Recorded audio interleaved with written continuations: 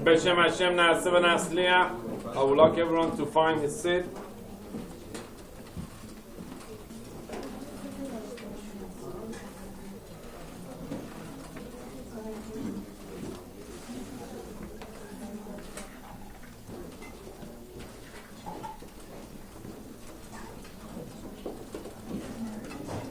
As we read a few weeks ago in Parashat Shemot, which is a sefer ago, a few months ago,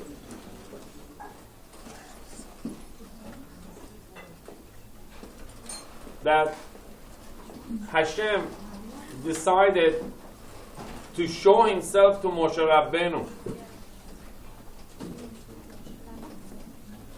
and to command him to go and save Bnei Israel. But Hashem chose a different version of introduction and introducing himself to Moshe Rabbeinu and giving him his mission over. He showed himself in a burning bush. Who could see Hashem in burning bush? Why Hashem chose such an example, such a scenario of burning bush in order to show himself and to introduce himself to Moshe Rabbeinu at the age of 80 years old man, a shepherd. If he's going to hire him and send him in such an important mission to save Bnei Israel from Egypt after 400 years of slavery, why he had to introduce himself in a burning bush? He could have had much better option to impress Moshe Rabbeinu and to show him, listen, you are hired, go ahead, go save my nation. Why had to be in burning bush?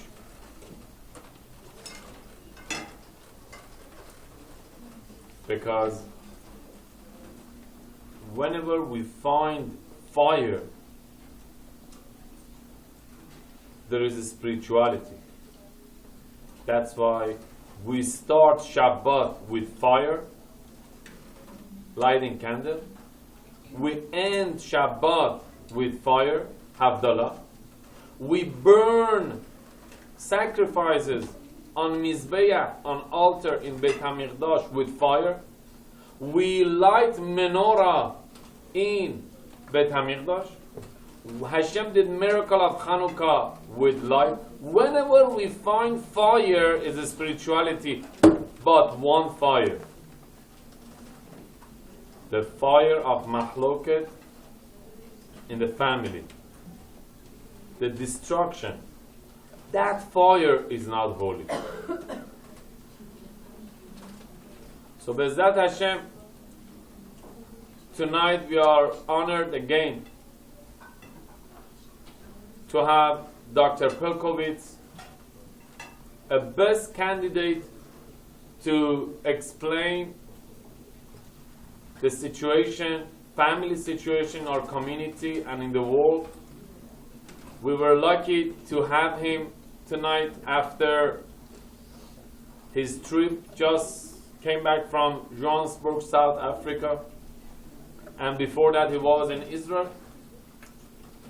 And then other trip, I was lucky 2 months ago that I got the date tonight from him, and then he's going also have another lecture in seminars in different places. And Bezat Hashem, we should be zoche to change that fire that we see sometimes in the community, in the families, to a good fire, a fire of love, a fire of serving Hashem and helping each other. With no further ado, Dr. Pelvovitz.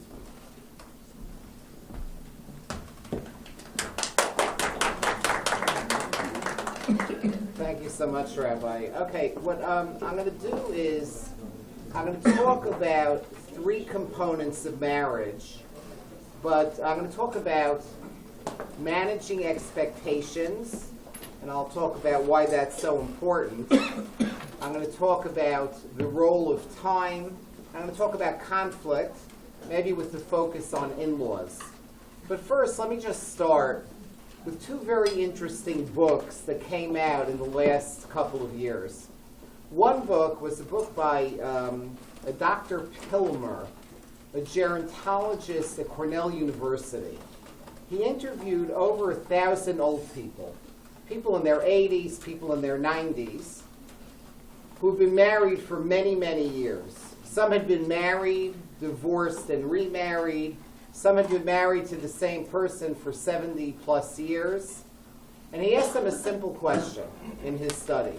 What, given all of your experience, really matters in marriage? And then another book came out recently by a group of almost 500 people who were married, divorced, and remarried. And the psychologists interviewed them to find out, given the wisdom that you got from going through the difficulty of a failed marriage, and now you're in a new marriage, what do you think it's important for you to know in terms of making a marriage work? Because there's a lot of wisdom in both groups. There's wisdom in the people who are in their 80s and 90s, and there's tremendous wisdom in the group of people who had been through a failed marriage and are now in a marriage that they're making work. And it's very interesting what some of the main take-home messages that came from those two books are. One is the old people said, you know what the most important thing is in marriage? Give 100. You don't give 50-50 in a marriage. If you're all keeping score, I did this for her, she better do this for me, or vice versa, that's no good. You have to go into a marriage not keeping score, expecting it to be unequal, and just focusing on your role in terms of being the giver, because that's how love grows. As you know, the word ahava, the word for love in Hebrew, has embedded in it the word hav, the word to give, very well-known, very well-known truth. Another truth that came from the old people, which makes a lot of sense, won't be surprising to any of you, is the passion that gets you crazy about each other in the early months and years of a relationship, where our endorphins are firing and our brain is on fire, and a good kind of fire, and you can't keep your eyes or hands off each other. All good in its proper time, right? But that inevitably cools off. It's inevitable that that's not the main building blocks of a marriage. And what the old people all say is the most important thing is to marry your best friend. It's to marry somebody you enjoy being with. Somebody who brings out the best in you. Somebody who you could share a life with and show interest in one another. And I'm going to talk about that in a little more detail in the section on time. And the third point made by these two books, which is, again, not going to be at all surprising to any of you, is the point about the importance of learning how to forgive, learning how to let go, learning how not to hold on to your anger.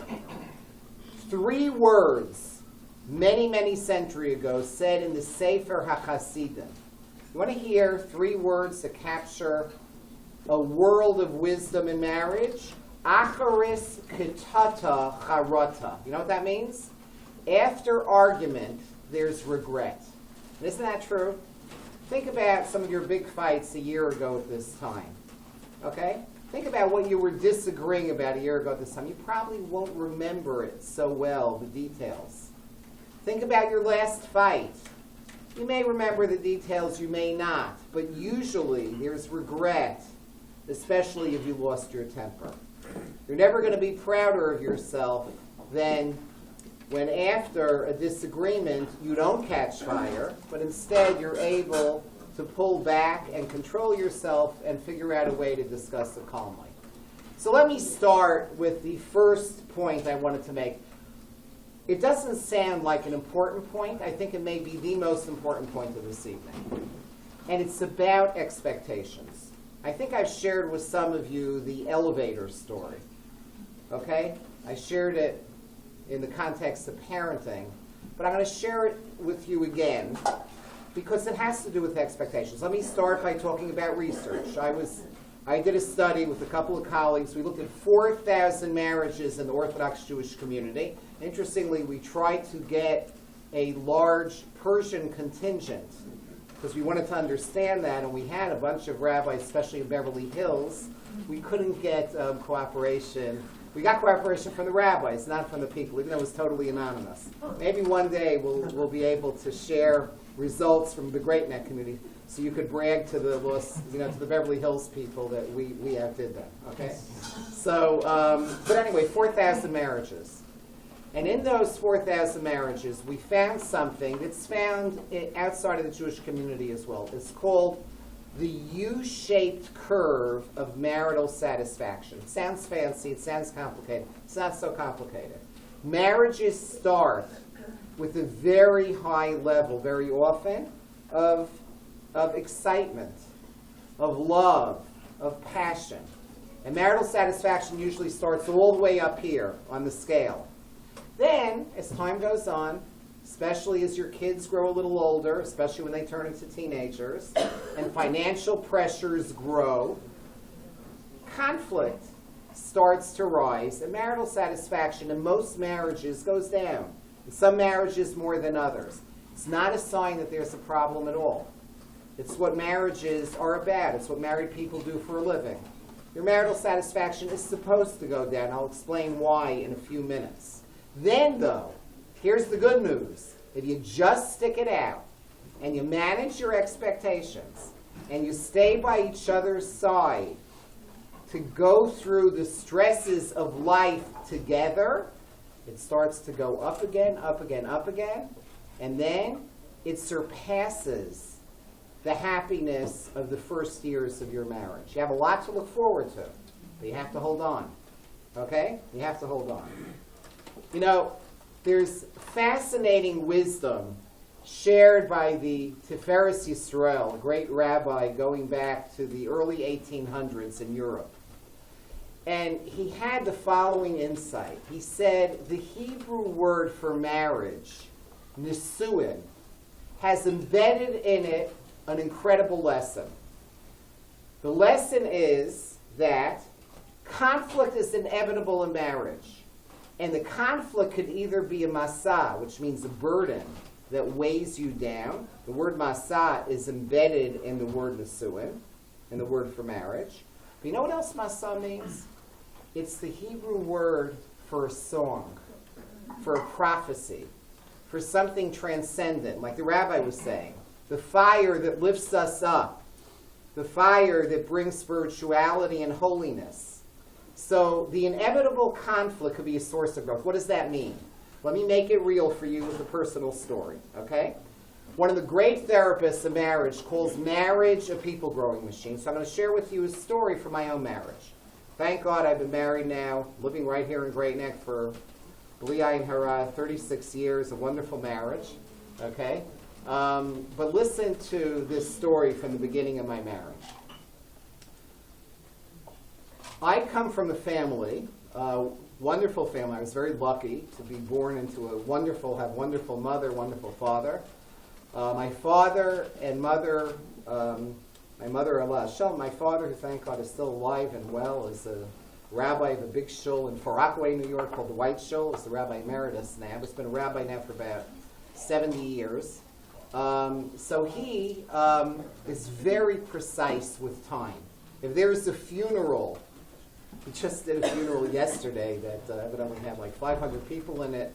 It was like, if there's a funeral and it's called for 11 a.m., he will start at 11 a.m. even if the body's not there. He believes in precision of time. He's always exact. He's a great guy, but a little precise, a little too precise with time. And my mother just sort of like went along for the ride. You know, I guess she learned to be precise with time also. So to me, that's normal. You know, you always think your family's the normal one. I had a professor would say there are two kinds of people. There are normal people, he'd say, and there are people I know. When you get to know anybody, especially your spouse's family, they all seem like a bunch of mishuganos. Okay. Now, I marry a woman who comes from such a wonderful family I never even knew that there could be a construct, an idea of conflict with in-laws. I never taught it when I teach rabbinical students, pastoral psychology. I never taught anything about how to help couples, with problems with in-laws, because they never said a critical word to me in my entire life. I love them. They're amazing. They're wonderful. They know how to respect my boundaries, but love at the same time. But their approach to time is that time is like a general impression. If there's something at 11 o'clock, maybe they're 11 o'clock in the morning, maybe they're 11 o'clock at night, maybe it means 11 o'clock the following Thursday, A totally different approach to time. Now, my wife grows up thinking that's normal. And we get married with God's sense of humor. Okay? And then, how does it play out? The first wedding we're invited to.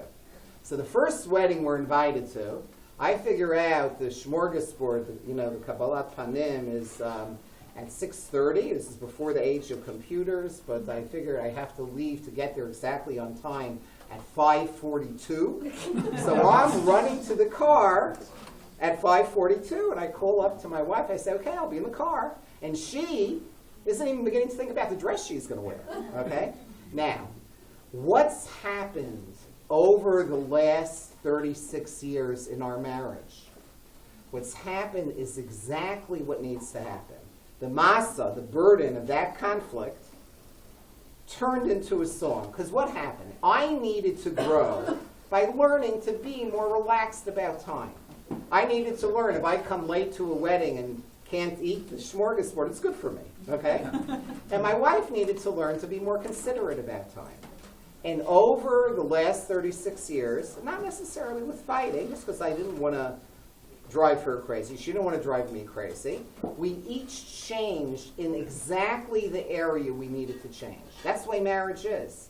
If you embrace the change and you realize that it's usually good to grow in areas you're not comfortable with, it actually is exactly what the doctor ordered. It's exactly what you need to grow. That's the beauty of the transcendence of marriage.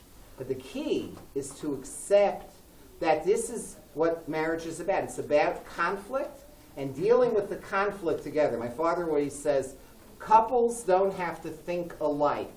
They have to think together. It's a very important and wise point. The elevator story. And then I'll make a final recommendation on expectations. Here's the elevator story. Imagine yourself tomorrow morning, you have a meeting in the Chrysler building in Midtown Manhattan. And you get there at 5 to 9, and you're crowded. There are, 50 people in the elevator car with you. And there's somebody behind you jockeying for space, pushing into you, like trying to be ready to go out when it gets to his floor, and let's say he's going to the 52nd floor and you're going to the 83rd floor, and you're getting angrier and angrier at him because he's just pushing into you. And you decide you're going to really give him a dirty look when he finally gets out. You know how when a car is driving you crazy, you give them a dirty look when you catch up to them, it somehow makes you feel better? You decide you're going to give him a dirty look. So, finally he gets to the 52nd floor, and he starts to leave, and you're ready with your best dirty look for him to show him how angry you are. And then you look behind you, and you see he's blind. And what was pushing into your back was his cane. He couldn't see. He couldn't see, and he needed the cane to steady himself. His pushing into you wasn't invading your personal space.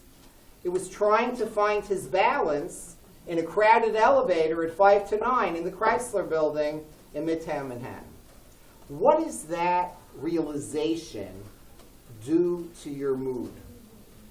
Your righteous anger turns to empathy, turns maybe to a little bit of guilt. It totally shifts your emotional response. That's what managing your expectations in marriage is about. Don't be surprised when your expectations aren't met in marriage, because you know what? It's impossible to be married without that happening. It's impossible. And not only that, that process is the growth process that I just described. Okay, I'm not saying you should look for it. I'm not saying you should, be worried if you don't have it. But everybody in this room, you've had disagreements. You can't go through marriage without that. The key is how do you transform the masa into a masa, the burden into a song. Okay? So that was part one. Okay? We're good with that? And we're going to have questions later where you'll try to make me real, because I know this is all sounding theoretical, but we'll get to that a little later. Okay. Part two. Part two is the role of time. This is extremely important also. All the research shows that something happens that I'm going to tell you about that I bet you most of you don't notice. I didn't notice it in my own marriage till I read about it.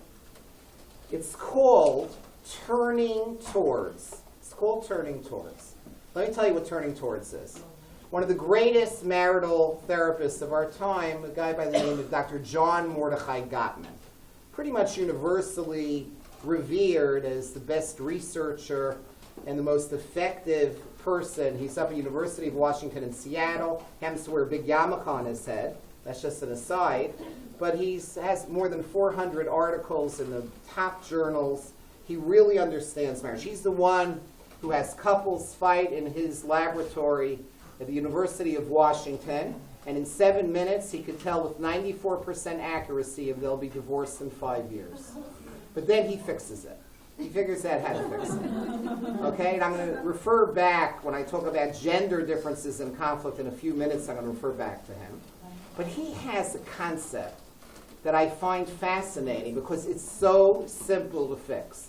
Of all the things I'm going to talk to you about tonight, this one you could really try. It's easy and it's really important. It's called turning towards. Let me tell you what it means. It means that countless times in a marriage, let's say the husband is sitting down at breakfast. When he came to Yeshiva University to speak to about 330 rabbis, we invited him in and some of our rabbinical students for a couple of days. It sold out in about, it sold out in about 10 minutes. And then our problem was how to get people who we couldn't let in because we just didn't have room. He didn't want more people. But here's what he showed us. He showed us a video of a couple in his lab at University of Washington. So he puts them in an apartment for a week where they work on their marriage. And the wife, they have video cameras in the apartment and all the public parts of the apartment. And his wife is having a cup of coffee, and she's looking at the beautiful campus. There's a beautiful lake there. And she turns to her husband, and she says, dear, we're so lucky to be able to be here, to be able to work on our marriage, whatever it is. And he is reading the New York Times. And he looks down at his coffee, sips at his coffee, and says, okay? Not paying attention to her bid for a serious conversation. Here's what he says. There are countless times during the day where husbands and wives have a choice. The Musar masters, our rabbis called it a nekudat habachira, a point of choice. So listen to the point of choice.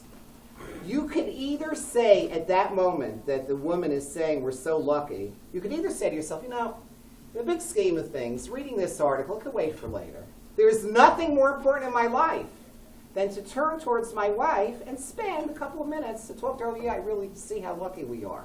Or to just talk to her, share with her what's in your heart, and to deepen the relationship that way. And you'll get back to the article a little bit later. He finds in his research developing the ability to, during that point of choice, to say to yourself, it's more convenient, we're so comfortable with each other, don't bother me, let me, I just came back from work, it was a long day, let me decompress, let me read the article. He says, no, turn towards. When you turn toward your wife or towards your husband at that minute, you deepen the relationship in a way that his research finds matters, and he finds that when you point it out to couples, because this is usually unconscious, it really improves the marriage. Let me get Jewish with you for a minute. Where's the first time in the Torah that it says the term turning towards? It's in Sefer Bereshit. Here's what it says. V'el Kayin v'el minchato lo sha'ah. In the first murder, Kayin gives a sacrifice to God. And it says that God lo sha'ah. You know what that means? God didn't turn towards Cain. And Cain got murderously angry because Hevel's sacrifice was paid attention to. So listen to what Rabbi Krohn recently said about this. He wasn't talking about marriage, but I think it's an amazing thought. He says, you know, the word sha'ah has two meanings. It means to turn towards, and it means an hour. Now, rabbis tell us that yesh adam kona olamo b'sha'a achas. You can get into the world to come. You could get an eternity in the world to come in 1 minute. Okay? He says, you know what that means? You know what it means you could get into the world in 1 minute? He says, it doesn't mean a minute. It means with one turning towards. It could be in a marriage like I just described. It could be that you see somebody in shul who needs an invitation for lunch. Or you see somebody, a good friend of yours, and they seem a little down and you don't really have time for them. And he says, when you make the decision to turn towards that person, sha'ah, to turn towards him or her, that's when you're living life in a meaningful way, when you build relationships and you're kona alama. Okay? So that's that second point. It's the point of time, and it's hard. It's hard. In today's day, mindfulness, being present, is very difficult. We're always on our devices. I know some of you are on your devices now because you're taking notes. That's fine. I don't mean that way of being on your devices. We're always on our devices. And we have to understand that we need to make sure that in addition to whatever else we're doing at home, and I know all of us have to spend time answering texts and answering emails, you have to make some face-to-face, eye-to-eye, heart-to-heart time. I think I've shared with you at some point with some of you the research on mirror neurons. The research on mirror neurons says that as I look at each of you and we're talking, and you see my hands moving, if you had a picture of my brain, you would see a dedicated neuron or set of neurons in the motor cortex of my brain going like this, moving my hand. But what recent research has found in the last decade, which we didn't know until about a decade ago, is that as you, with your eyes, face to face and eye to eye, look at me, guess what's happening? You have dedicated neurons in the motor cortex of your brain going like this, because we're hardwired for empathy. But it requires focus, it requires attention, and it can't be only through texting. Texting is wonderful. It's great during the day to send a text to your wife or to your husband, I love you, or whatever it is you want to do. Or just to check on each other, thinking of you, how you feeling, you had a headache this morning, whatever it might be. That's great. But you know something? Nothing takes the place of making sure that you have carved out in your day place and space for that eye-to-eye, heart-to-heart, as the rabbis tell us, kamayim hapanim el panim. Our hearts bounce off each other, just like our face reflects back when we look down in a body of water. You know, many centuries ago, a number of centuries ago, the Baal Shem Tov, the great Hasidic master, said, 2 words we say in the Shema every day. V'yavadetem mehera, which means whatever it means. He says, you know how you can understand v'yavadetem mehera? Get rid of the rush in your life. Those 2 Hebrew words mean v'yavadetem, get rid of mehera, of the rush. Think about that sometimes, because the way to nourish a marriage is at times to focus on the face-to-face, heart-to-heart. Listen to this study. They take a group of girls in elementary school, let's say 5th grade girls, and they divide them randomly into 2 groups. One group is asked, something mildly upsetting is done to them. One group is told to call their mothers for comfort on their cell phones. The other group is asked to text their mothers on their cell phone for comfort. Then they measure how, at a level of physiologic reactivity, how much cortisol, how much of the stress hormone is in their blood afterwards. You know, they measure their levels of stress. It turns out the soothing words of the mother totally calms the girls down. Their stress levels go down, blood pressure goes down, pulse rate goes down, they're no longer upset. The texts, even though it's the same words, do absolutely nothing. It's a hard medium. It's a cold medium. It has its place. It has a wonderful place. You know, to have children text their grandparents before Shabbat to say, I love you. To have be in touch that way is terrific. But don't see it as anything other than a cheap substitute for real connection. Okay, so that ends the section on time. One more thing. All the research shows, to the extent that you could find time to go on vacations together, to go on a night out when you get a babysitter for your kids, to nourish your relationship, even if it means stealing, an hour or so, a couple of times a week, to just sit down and nourish each other's dream. This is something else that Gottman finds. He finds that when you're married for a while, you forget about each other's dream. Part of a marriage is when you fall in love at the beginning of the relationship, you share what's your vision, what's your dream, and you hopefully share the vision and dream for the future. You want to be on the same page in terms of how you envision a Shabbat in your home, how you envision chesed in your home, how you want to raise your children. But everybody has their individual dream. What are your dreams and hopes and aspirations? And what the research shows is that sometimes couple, because they get so busy over the years of their marriage, if they don't tune into each other once in a while by talking about, hey, how are you doing? You were so excited about this or about that. Or what's really important to you? What are your goals? What are your aspirations? If you don't do that, you grow apart. You have to remember to do that. And it could be a date night once a week going out for an hour. You have parents who might be able to watch the kids, or get a babysitter who you trust, or whatever it might be, but at least to figure out a way to steal time with each other to really talk. Okay, that's part 2. Ready for part 3? Okay. Part 3, which is, I'm going to spend a little bit more time on. Let me see what I'm doing with time. Okay, so part 3 is about fighting. This is the last part, okay? How do you fight? How do you fight? Okay?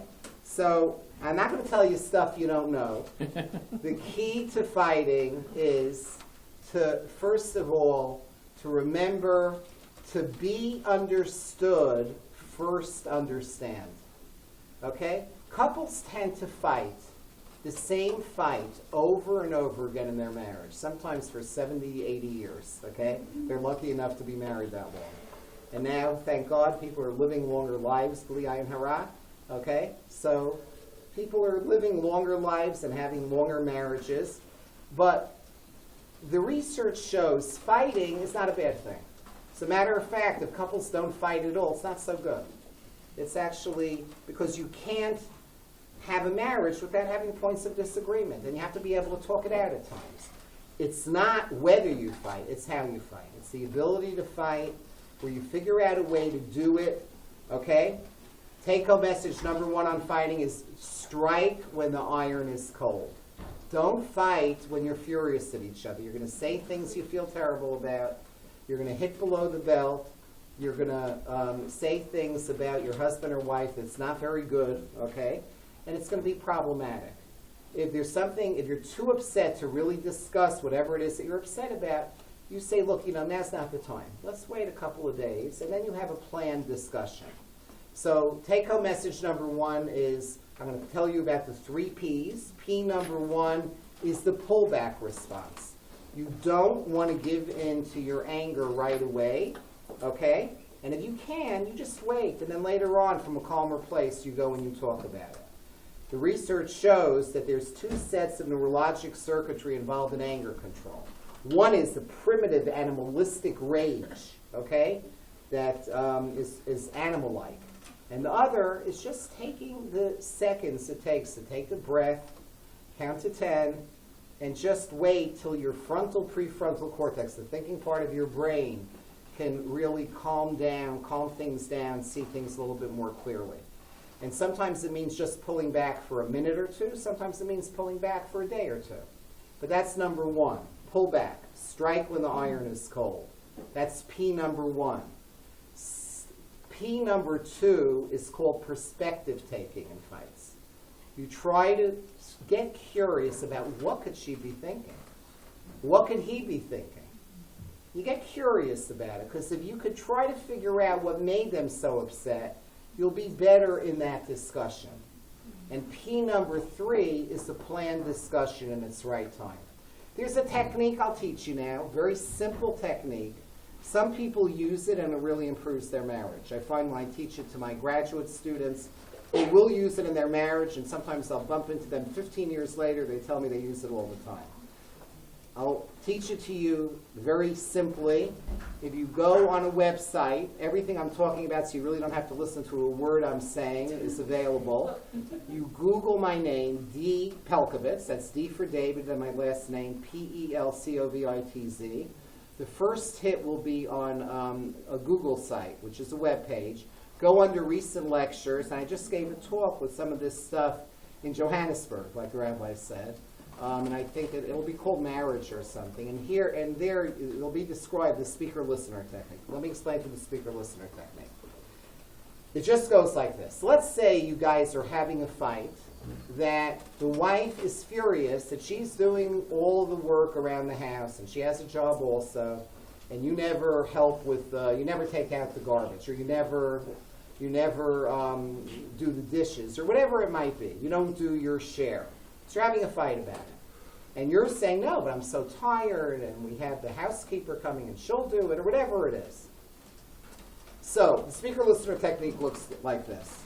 You come up with the time when the kids aren't going to be bothering you, when your cell phone is off, and you take turns. First, let her be the speaker, and then the husband is the listener, okay? The speaker, when she speaks, her job is to keep to the topic. She's not allowed to change topics. She's only talking about the stress of task distribution. So let's say that, I don't know, it's who does the dishes after dinner. That's all she's allowed to talk about, but only 2-3 sentences at a time. After she says a couple of sentences, his job as the listener is paraphrase it, put it into your own words, and then she says if he got it right or wrong. So he'll say, well, I hear what you're saying. It's very frustrating for you that I never help out with the dishes. And your job is to be patient. Don't answer. Don't say, no, but I do this and I do that. Remember, marriage is getting 100-100, by the way. Okay? But the key thing here is that your job as the listener is not to give your point of view. You're going to be able to be the speaker in a few minutes. Your job is to just paraphrase, paraphrase, paraphrase. Okay?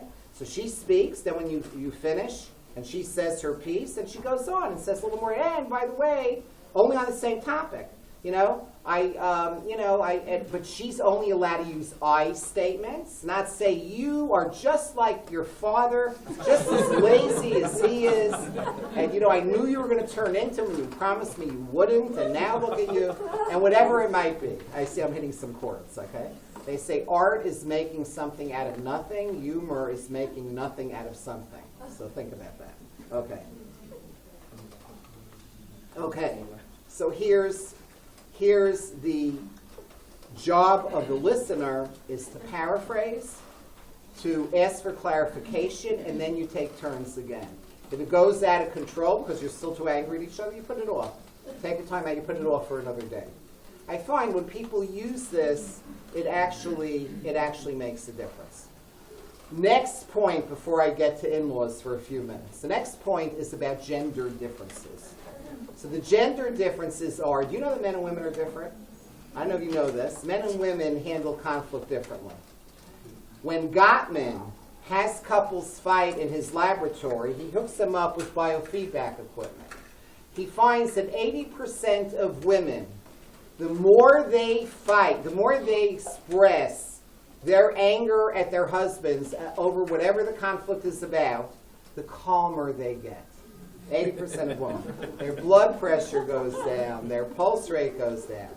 80% of men, the more they talk about whatever the disagreement is about, the sicker they get. Their blood pressure goes up. Their pulse rate goes up. They feel ill at ease, often for a couple of hours later. So the very thing that makes the woman feel terrific makes the average man sick. Okay? And it's funny, but it's true. Men and women are wired differently in terms of the way they handle conflict. We're beginning to understand it now from a brain standpoint. And this isn't true in every marriage. 20%, it's not like that. But 80% of the time, that's the case. So what do you do about it? So let me share a story with you that has embedded in it a recommendation. Okay, the story goes like this. It's High Lifeline retreat, a retreat for families of children with cancer. And I'm getting up. It's the very first retreat about 22, 23 years ago. And before I could say a word on Friday night, a couple comes marching down the center aisle, and the husband starts screaming at me. He says, "You know something? You have my body here. My mind's going to be a million miles away. I'm not going to listen to a word you have to say." And he goes rushing back to his seat. So I go running after him. I hadn't started speaking. I wanted to make sure he was okay. And I ask him, "What's the deal? What's happening?" And he says, "Look," he says, "my son was diagnosed with acute lymphoblastic leukemia a year ago."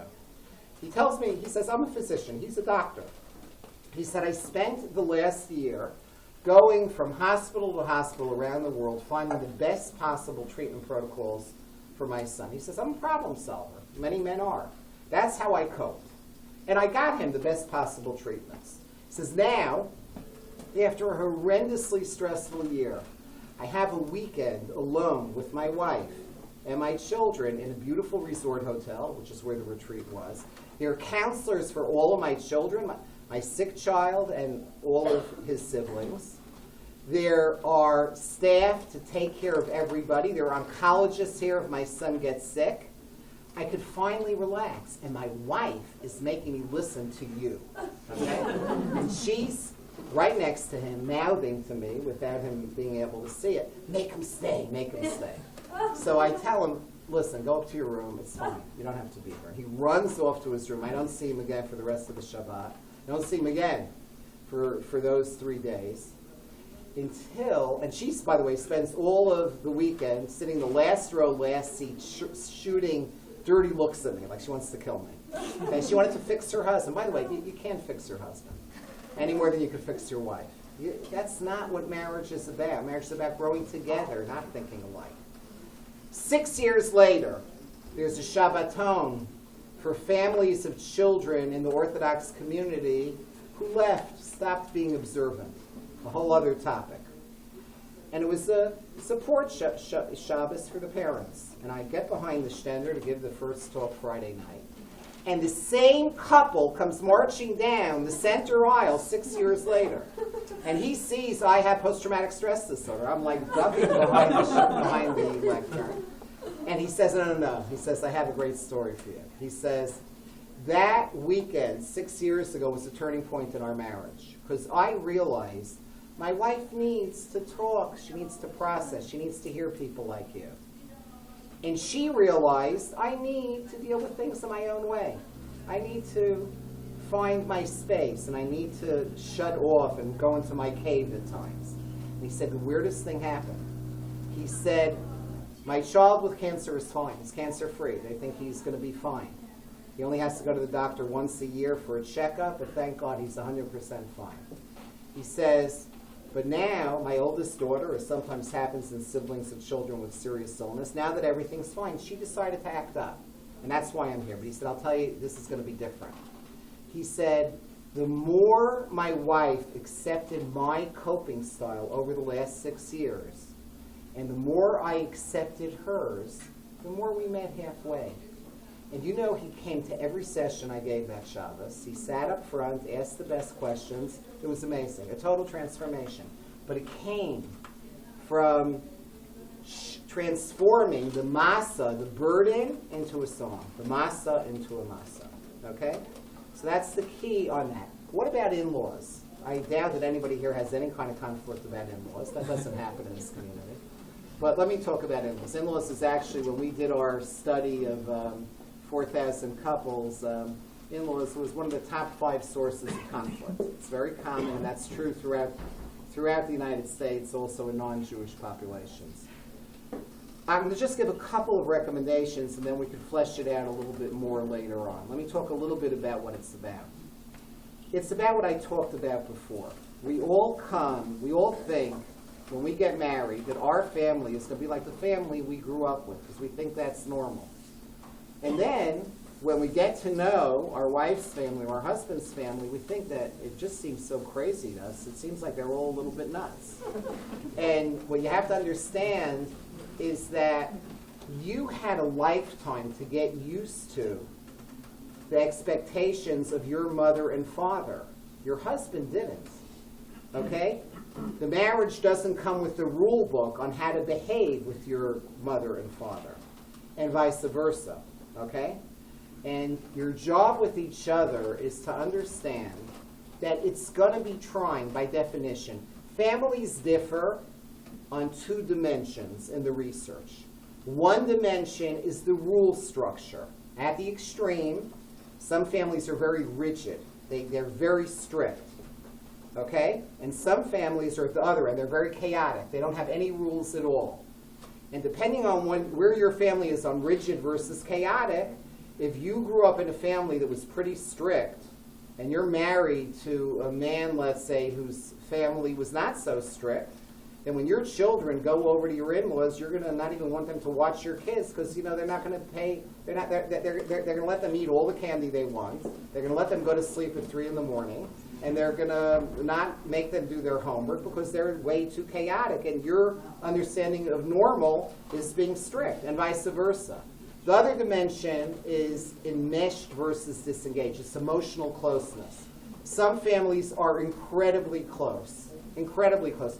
You could drown in their chicken soup, okay? Those are families where, the mother might say, put on a sweater, I'm cold. You don't know where you begin and she ends, and it's one big, mushy, smothering kind of thing. And at the other end, there's the disengaged, where there's very little closeness. Often people marry each other because you may have grown up in a family that was a little aloof, a little standoffish, and you're looking for the warmth, and then the very thing you're looking for drives you crazy. Okay, that happens a lot. And the key recommendations on this are very simple. Number one is don't feel disloyal when your wife or husband is complaining about your mother or father, because you could validate without agreeing. Let me tell you, this is a very important point.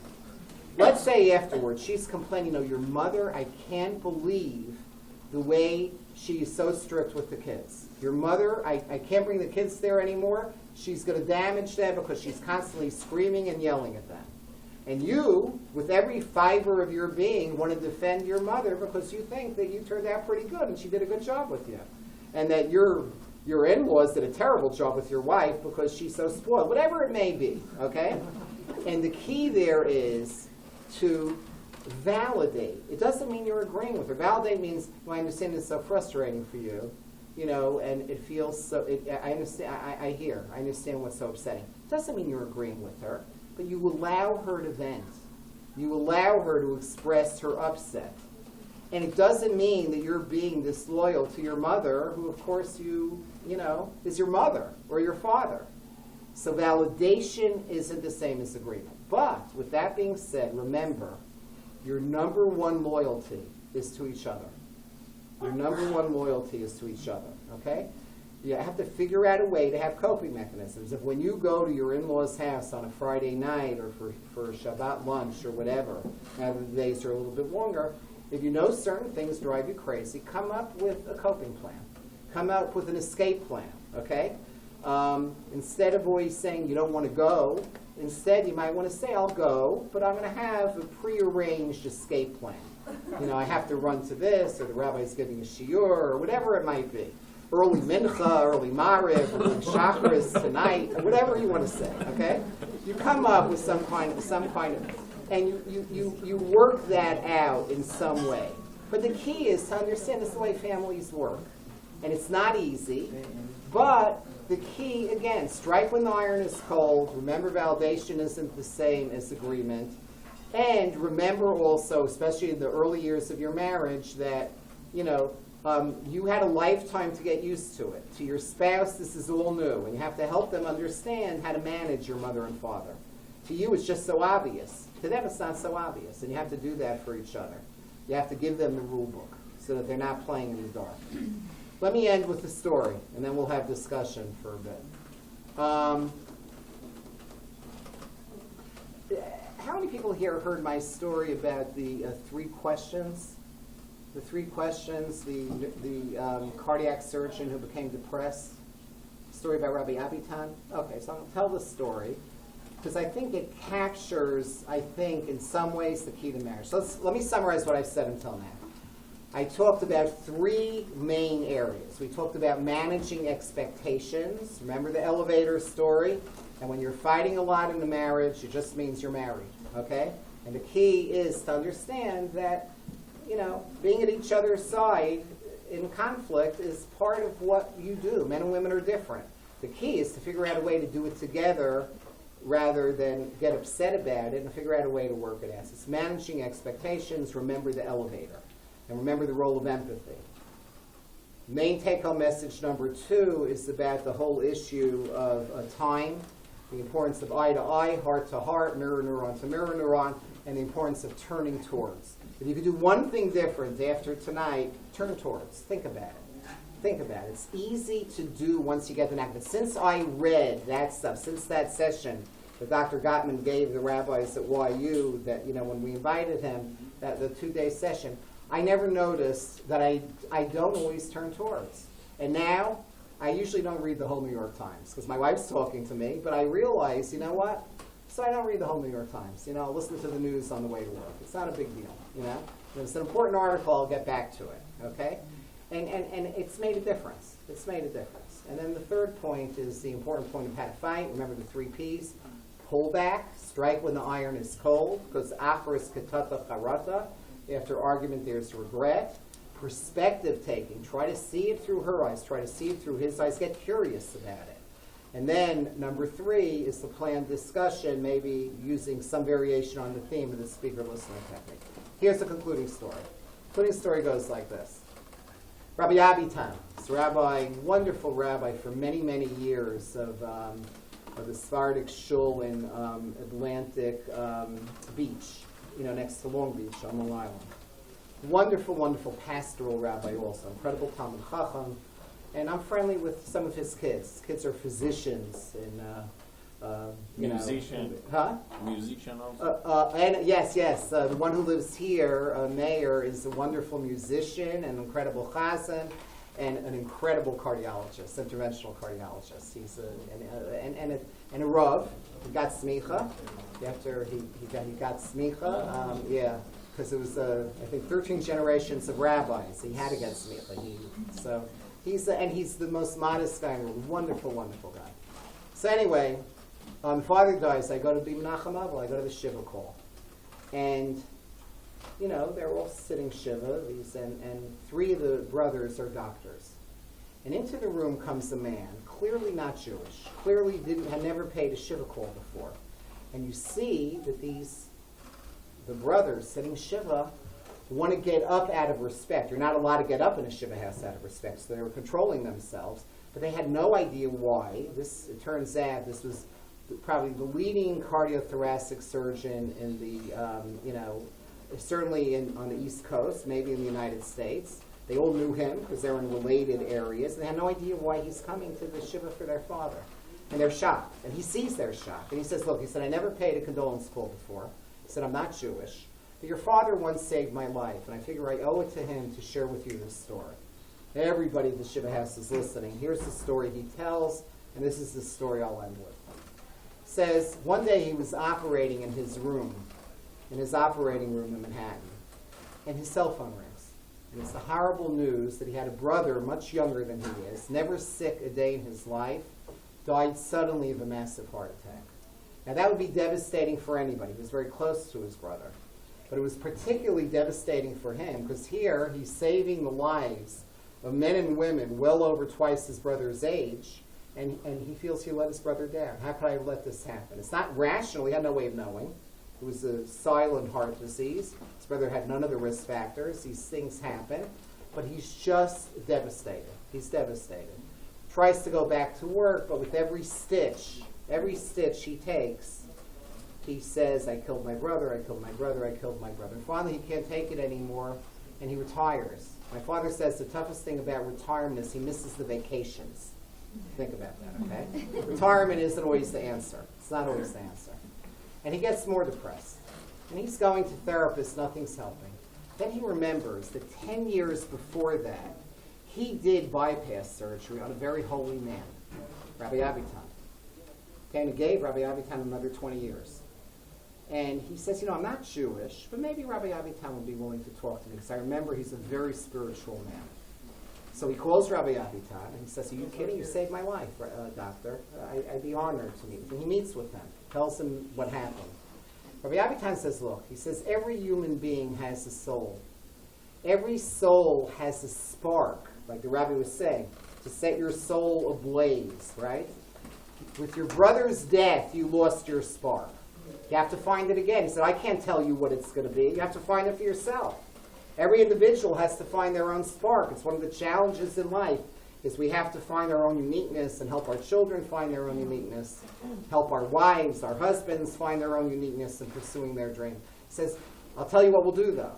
Go, you have a lot of time on your hands now. Every week you read as much as you want, and we'll meet in my office here in Atlantic Beach once a week, and we'll talk. And maybe something will hit you. And the doctor loves it. It becomes the high point of his week, but still, he's not getting there. Till about 3 months into the process, he comes practically hopping into the rabbi's office. Says, Rabbi, I don't have to come see you anymore. I went back to the hospital. They were dying to take me back. I'm their number one moneymaker. I'm back to work. Thank you, thank you. The rabbi Avitan says, what happened? He said, I read the story. I found my spark. He said, what is it? Tolstoy's short story. You could Google it, not now, Google it later. It's called The Three Questions. And the story says that when you have somebody in front of you, you have to ask yourself 3 questions. Here are the 3 questions. Question number 1 is, what's the most important time? As Jews, we know the answer to that. What's the most important time? Now. Not now, when. Question number 2, the second question you have to ask yourself is, what's the most important thing? What's our most important priority when you have somebody in front of you? We know the answer to that. Do good, do chesed. Olam chesed yibana. The world is built on acts of loving kindness. And question number 3 is, who's the most important person? And the most important person is the person in front of you. Okay? And somehow this sets this doctor's soul on fire again. And he goes back to his job. But now, if we went tomorrow to his operating room to watch him operate, here's what we would see.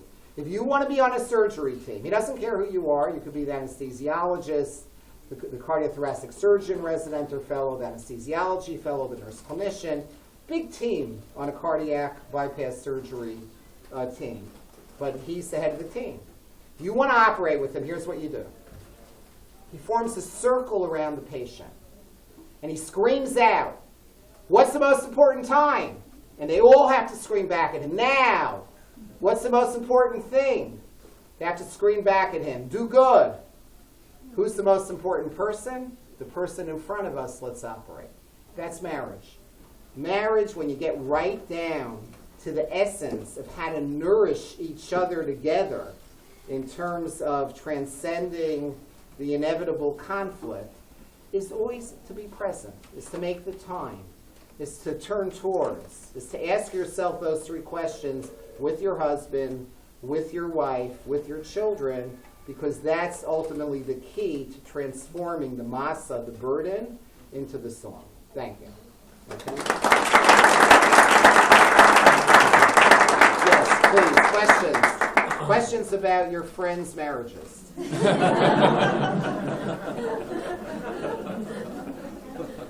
Rabbi, let's hear. Yeah, one of the ideas that you tried to introduce to us is how to communicate, correct? Yes. Uh-huh. All right. How much time do we need to postpone this communication after anger, after fight? Like a day after, a week after, an hour after? Yeah, so I was asking an excellent question. How do you know when it's, first of all, how do you know when you're ready, okay? And not only that, how do you know that you're not putting it off so long that it's sort of not relevant anymore? So here's the danger. If you put it off too long and never talk about it, that might be fine once in a while. But one of the risk factors, remember I told you there are 4 ingredients of divorce in Dr. Gottman's work? One of them is called stonewalling.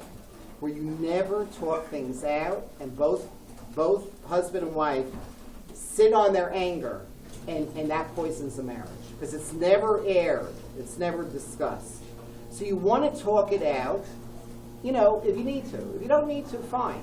But if it's something that's still upsetting you, you need to do it. But you need to have gone from the hot fire you talked about at the beginning to being cooled off enough to talk about it. To say, hey, look, tonight, we may not be in the mood to talk about it. It's probably important. Let's just talk about this stuff. I'm really not angry at you. You have to let go. Key to marriage is also forgiveness. I didn't talk about that so much. But to be able to talk about, let's sit down and talk it out. I want to hear where you were coming from, where I'm coming from, so that we don't repeat this all the time. So you have to feel it. You have to be in the... You have to feel that you're no longer bouncing off, kamayim panim el panim, heart to heart, okay, mirror neuron to mirror neuron rage. You're calm enough that it's not going to be hot, it's going to be cool. You still may be a little upset, and it may be a couple of days. I know there's a myth that people used to say, never go to sleep angry at each other. Not what psychologists agree with.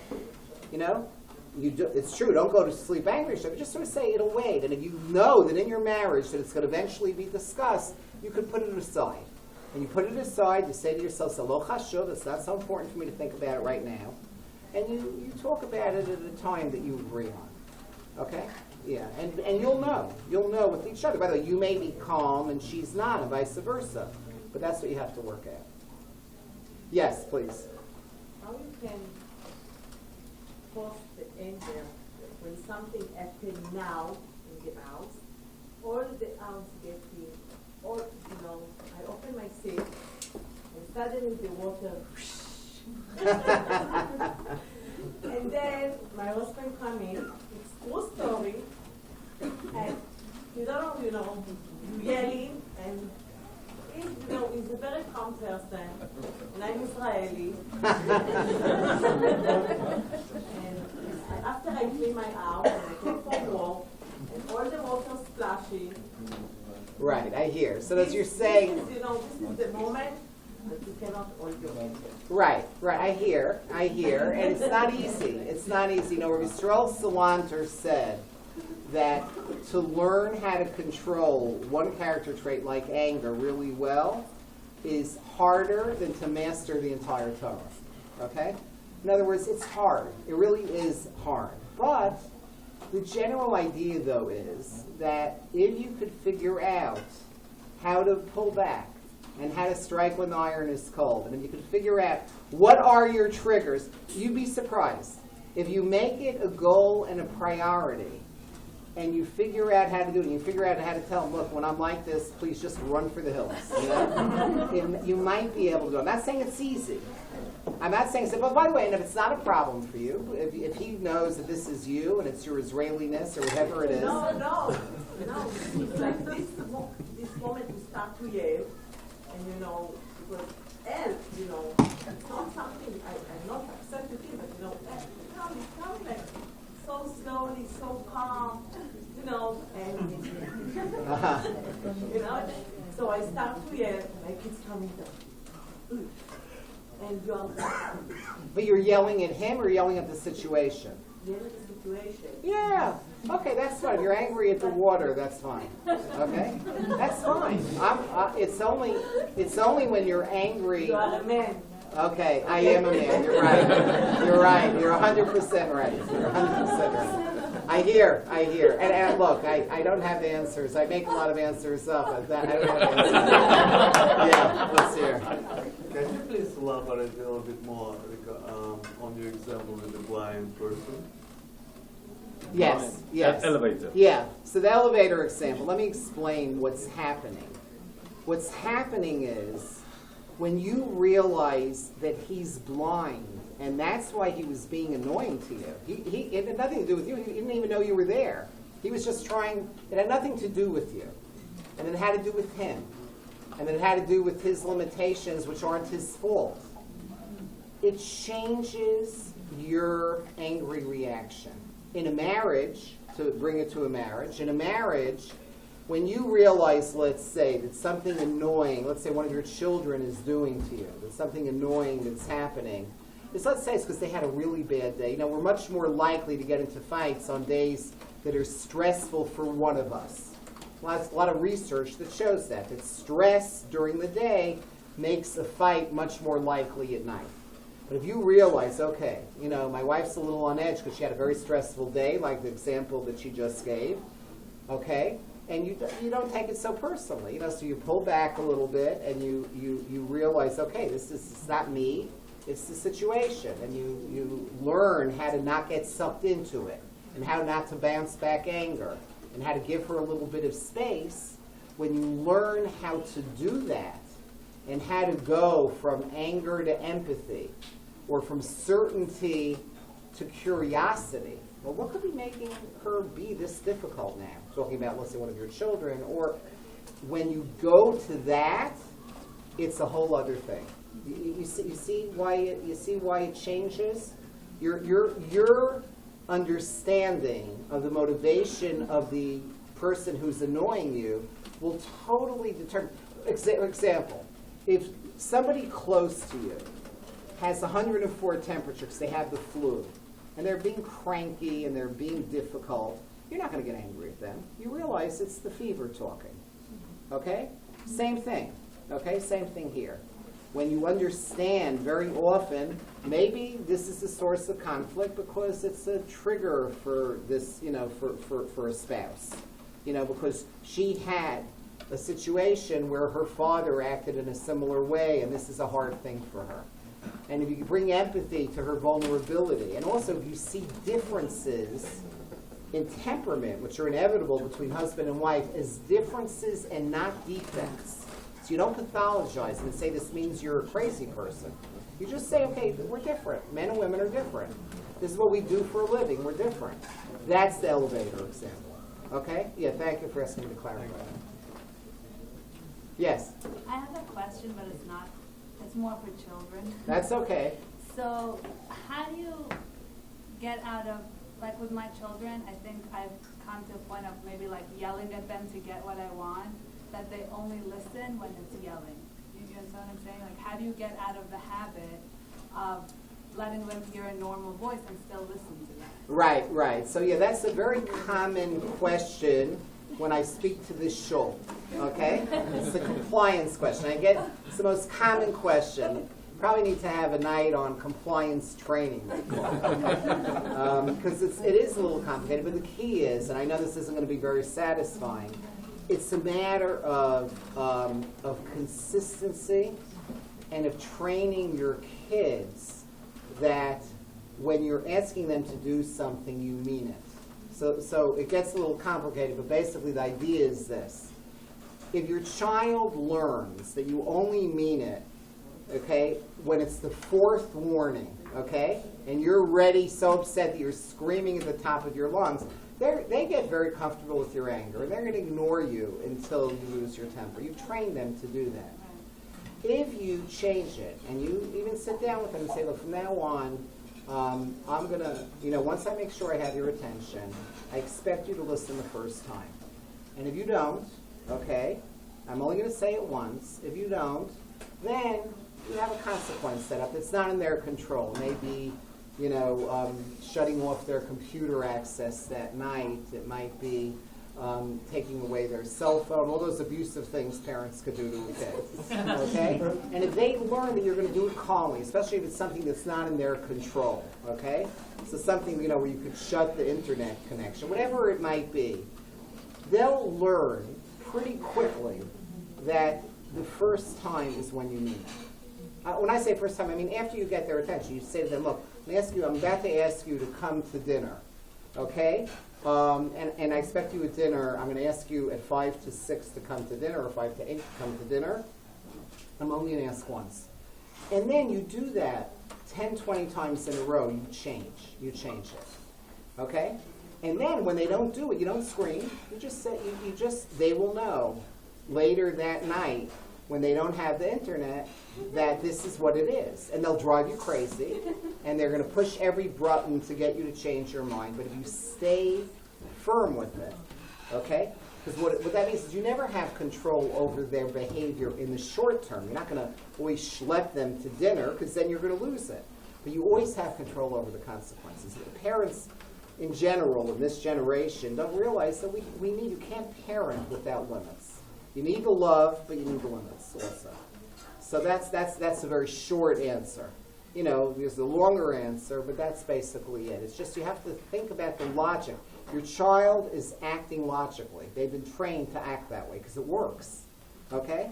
So you just have to figure out a way, an algorithm to change the logic for your child. Kids are smart, you know, but it means going out of your comfort zone and getting them a little frustrated and being able to stand firm, you and your husband, on that. Okay? Yeah. Yes. Is there any unique advice you give to newly married couples, like in their first or second year? Yeah, excellent question. What do you do about what matters at the beginning in particular? So probably the single most important advice I'd give to, first of all, there's a wonderful book. There's a survey that's been done of 3,000 therapists across the United States, and they asked them what their top-ranked self-help books are in about 50 different areas. And in the marriage chapter, the only 5-star, the top-rated marriage book is by Dr. Gottman, and it's called The 7 Ingredients of a Successful Marriage. I'd read that book because it's really based in very solid stuff. Okay, so that's number one. But in terms of what really matters is, I think that part of it is to manage expectations, like I talked about. Don't be bent out of shape when it takes time to get to learn. It's a learning curve to learn how to live with each other's families, etc. But also to, as life takes over, to try to ritualize spending time together. It's a little easier early in a marriage, but you have to remember to really hold on to that. But you know, it's really about conflict and learning how do you maintain the relationship? How do you hold on to it? How do you maintain it? You know, maintaining it means that you talk about it. So when things are going wrong, you take some time out to talk about it a couple of days. Like maybe we need to work on this. Maybe we need to work on that. Forgiveness, time. Giving 100, and managing expectations, and then recognizing the gender differences is just being part of what marriage is about. And enjoy it. It's a wonderful time of life. It really is. Isn't it a wonderful time of life at the very beginning? I think so. Anyway. Okay. Thank you, everybody. Thank you. Thank you, Doctor, as usual. Wonderful. Two things. First of all, I would like to thank the management of Kolbe for offering their food, their ballroom, everything for us for free to have a good time. Thank you, everyone. Thank you, Benjamin.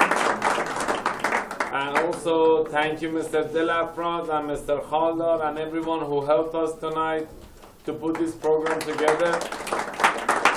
And last but not least, Bezrat Hashem, the video which was recording the whole lecture is available. Whoever wants, we're going to upload it, post it on Facebook. So if you are friend with us, you're gonna get it. So you could listen. If not, we have email address, all your email addresses. If you want add more email addresses, please give it to Mr. Khaldar. He's standing there. This way we could send you the link of this video tonight. Thank you again. The food still is open. You could enjoy your time. And thank you, Doctor, again for your time. Thank you.